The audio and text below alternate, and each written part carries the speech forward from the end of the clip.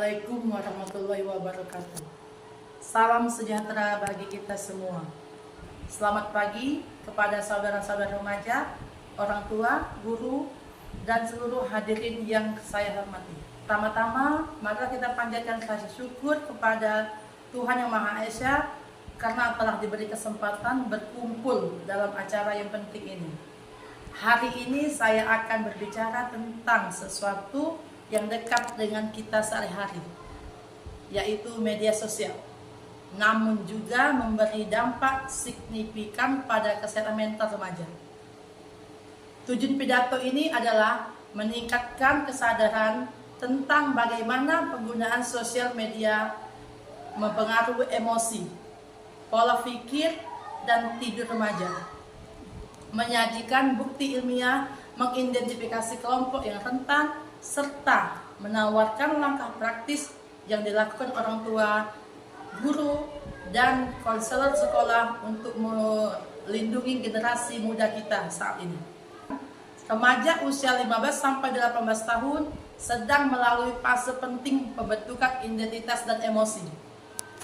Di fase ini, otak dan perasaan masih berkembang, sehingga pengaruh lingkungan, termasuk lingkungan digital, terasa sangat kuat.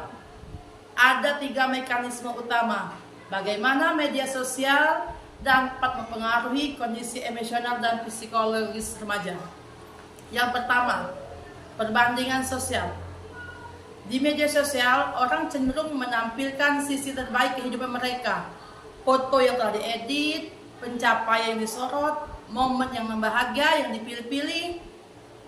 Ketika remaja sering melihat citra-citra ideal dan membandingkannya dengan diri sendiri, muncul rasa iri, rendah diri, dan kecemasan tentang penampilan atau prestasi. Perbandingan semacam ini dapat memicu gejala depresi pada sebagian remaja. Yang kedua, cyberbullying dan exposure konten negatif. Perundungan online, komentar menghina, penyebaran rumor jauh lebih cepat dan sulit dilepas karena konten dapat sebar luas dan bertahan lama. Korban cyberbullying sering mengalami stres kronis, isolasi sosial, dan peningkatan risiko saat depresi serta berpikiran untuk bunuh diri jika tidak mendapat dukungan segera. Ketiga, gangguan pola tidur, penggunaan layar tersebut tidur, scrolling berkepanjangan, dan paparan notifikasi membuat proses relaksasi sulit, mengganggu ritme sirkadian. Beberapa penelitian juga menemukan bahwa pola penggunaan yang pasif lebih sering dikaitkan dengan perasaan buruk dibanding penggunaan aktif yang bermakna. Selain itu, survei kesehatan remaja menunjukkan gangguan tidur lebih sering ditemukan pada pengguna aktif media sosial. Penting dicatat bahwa tidak semua remaja terkena dampak yang sama. Kelompok yang paling rentan antara lain remaja perempuan yang sering terpapar tekanan penampilan, remaja dengan masalah mood, dan dukungan sosial yang rendah. Berikut langkah pencegahan yang bisa dipraktikkan oleh orang tua, guru, dan konselor di sekolah.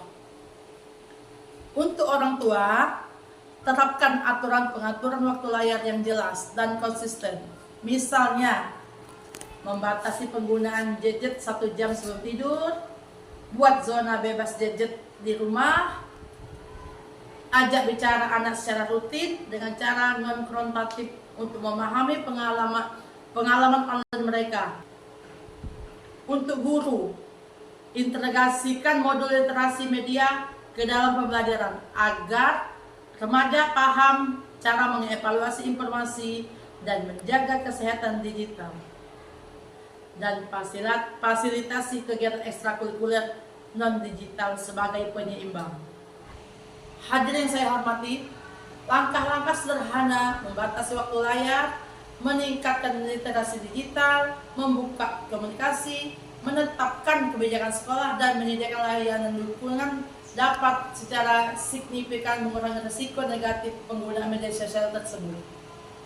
Penting pula bagi kita semua untuk memahami bahwa media sosial tidak sepenuhnya buruk.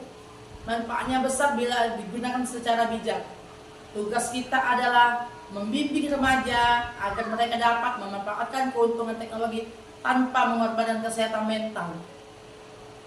Sebagai penutup dari saya, ingin menegaskan generasi muda adalah aset berharga bangsa.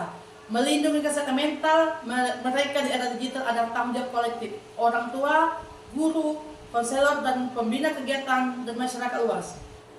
Terima kasih atas perhatian saudara-saudara sekalian. Semoga pertemuan ini memberi inspirasi dan langkah untuk melindungi kesehatan mental remaja kita.